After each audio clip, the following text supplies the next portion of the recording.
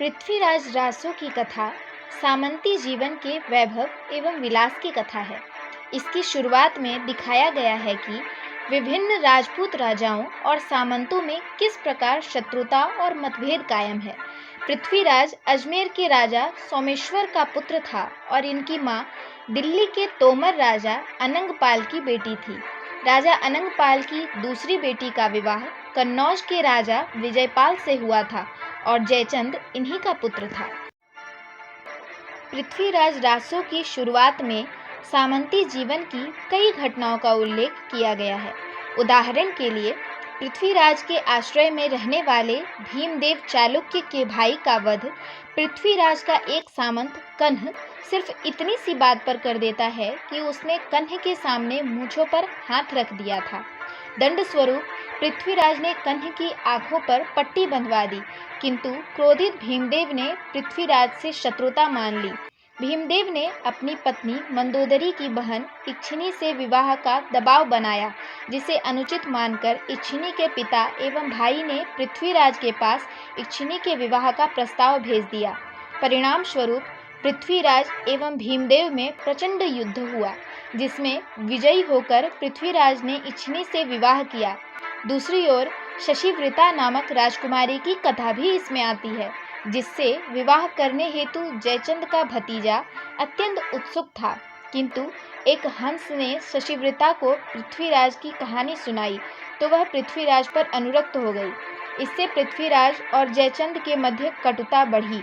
इसी बीच सामंती जीवन की क्रूरता प्रस्तुत करती हुई एक घटना घटती है। पृथ्वीराज को पता चला कि उसका योग्य मंत्री कैमास एक दासी पर अनुरक्त है। यह जानकर उसे इतना क्षोभ हुआ कि उसने रात में छिपकर कैमास का वध कर दिया। चंद्रवरदायी ने इतनी छोटी सी भूल पर अपने योग्य मंत्री को खो देने के लिए पृथ्वीराज को बहुत फटकारा। इसी बीच जयचंद की बेटी संयोगिता भी पृथ्वीराज पर अनुरक्त हो जाती है। कई ज्योतिषों एवं हितैषियों के मना करने के बावजूद पृथ्वीराज तय करता है कि वह संयोगिता को लेकर आएगा। कन्नौज जाने से पहले वह अपनी रानियों से अनुमति लेने के लिए रनिवास जाता है, किंतु 6 रानियों के पास 2-2 महीनों का समय गुजारता है। चंद्रवरदायी ने इस घटना के माध्यम से 6 ऋतु वर्णन का अवसर निकाला है। इसके बाद पृथ्वीराज अपनी सेना लेकर कन्नौज जाता है। गंगा के किनारे उसकी संयोगिता से भेंट होती है और वह उसे घोड़े पर बैठाकर चल देता है। पृथ्वीराज तो युद्ध लड़ते हुए अजमेर पहुंच जाता है, किंतु उसके अनेक वीर योद्धा व सैनिक इस युद्ध में मारे जाते हैं। अंत में जयचंद भी दहेज भेजकर अपनी स्वीकृति जता देता है। इच्छिनी और संयोगिता में ईर्ष्या व द्वेष जैसे भाव पनपते हैं, किंतु पृथ्वीराज के समझाने पर दोनों को अपनी भूल का एहसास होता है तथा दोनों सुखपूर्वक साथ रहने को राजी हो जाती हैं। अब पृथ्वीराज घोर विलास में डूब जाता है और राजकीय दायित्वों से बेखबर रहने लगता है। तभी गौरी का हमला होता है। वह पहले कई हमलों में पृथ्वीराज से हार कर पृथ्वीराज से अभयदान ले चुका है, किंतु इस बार उसकी तैयारी बुलंद है। चंद्रवरदायी हम्मीर के पास सहायता मांगने जाता है, किंतु हम्मीर चंद्रवरदायी को बंदी बना लेता है और गौरी को सहायता देता है। युद्ध में पृथ्वीराज हारता है।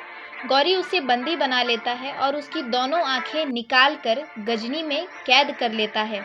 संयोगिता व अन्य रानियां जौहर कर लेती हैं। चंद्रवरदायी को जैसे ही यह सूचना मिलती है, वह 2.5 महीने में पृथ्वीराज रासो की रचना करके शेष लेखन कार्य अपने पुत्र जलहण को सौंपकर गजनी पहुंचता है। पुस्तक जलहण हाथ दे चली गज्जन रिपकाज। वहां वह गौरी को कहानी सुनाता है कि पृथ्वीराज शब्द भेदी कौशल के आधार पर अपने बाण से लोहे के 7 तवे बेध देता है। गौरी पृथ्वीराज का यह कौशल देखने के लिए उसे सभा में बुलाता है।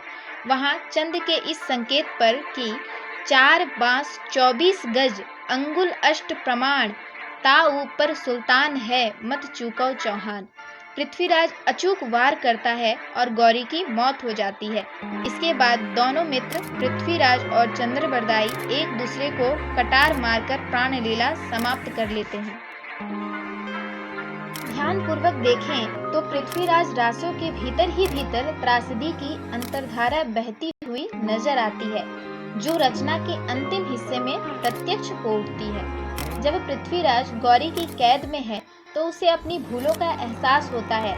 उसे लगता है कि उसने बिना पर्याप्त कारणों के कंध जैसे योग्य सामंत और कैमास जैसे योग्य मंत्री को दंडित करके खुद को कमजोर कर लिया। उसे यह भी ध्यान आता है कि वह और उसके अन्य सामंत यश लिप्सा व स्त्री लिप्सा के कारण अपनी शक्ति व दायित्वों से दूर होते गए।